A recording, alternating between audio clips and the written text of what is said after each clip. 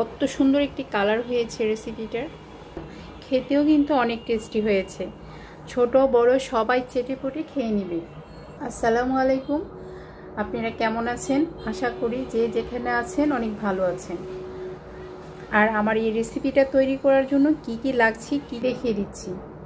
আজ আমি নারকেল দিয়ে বড় বাইম মাছ ভুনা করব। তার জন্য কিছু মশলা নিয়ে নিয়েছি। এই হলো মাছগুলো।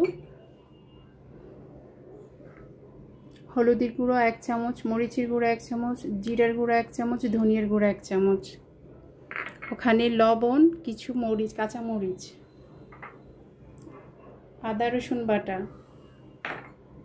পেঁয়াজ বাটা, বাদাম বাটা। বাদামটা মাছের টেস্টটা বাড়িয়ে দিবে, তাই আমি বাদাম বাটাটা দিচ্ছি। এটা হলো নারকেল বাটা। তাহলে রান্নার প্রসেসিংয়ে চলে যাচ্ছি। এখন রান্নাটা শুরু করে দিব। চুলায় কড়াই বসাই দিয়েছি, এখন তেল ঢেলে দিচ্ছি। দিয়ে দিচ্ছি 2টা পেঁয়াজ কুচি করা, মরিচগুলো দিয়ে দিচ্ছি। একটু ভালো করে ভেজে নিব। পেঁয়াজগুলো ভাজা হয়ে আসছে, আমি এখন আদা রসুন দিয়ে দিব। এগুলো ভালো করে তেলে ভেজে দিব। আদা রসুন ভাজাগুলো হয়ে গেছে, এখন আমি পেঁয়াজ বাটাটা দিয়ে দিব। স্টেপে স্টেপে আমি মশলাগুলো দিয়ে নিব।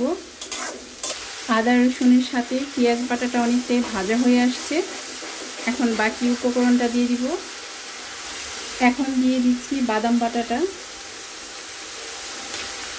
বাদাম বাটাটা মাছটার টেস্টটি আরও দ্বিগুণ বাড়িয়ে দিব।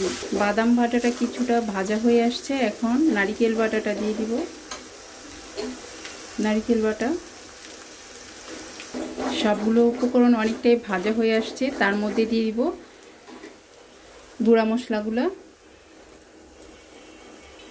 পরিমাণ মতো লবণ। সবগুলো উপকরণ ভালো করে মিশিয়ে নিব। নারকেল দিয়ে বাইম মাছ ভুনার রেসিপিটা মাংসকেও হার মানিয়ে দেয়। আপনারা বাসায় একবার হলেও ট্রাই করে খেয়ে দেখবেন। ছোট থেকে বড় সবাই খুব পছন্দ করে। মশলাটা কষানোর জন্য পানি দিয়ে দিব। মশলাটা কত সুন্দর লাগছে দেখতে। বাদাম আর নারকেল থেকে মোটামুটি তেল উঠেছে। এই মশলাটার মধ্যে বাইম মাছগুলো ভুনা করে নেব। মশলাটা অনেকটাই কষানো হয়ে গেছে, এখন মাছগুলো এর মধ্যে দিয়ে দিব। দিয়ে দিচ্ছি মাছগুলো, ভালো করে নেড়ে ছেড়ে নিচ্ছি। আর একটু কষিয়ে নিব, তারপর ঝোল দেব। মাছটা সিদ্ধ হওয়ার জন্য অল্প কিছু পানি নিয়ে নিচ্ছি। ভালো করে মিশিয়ে নিব পানিটার সাথে।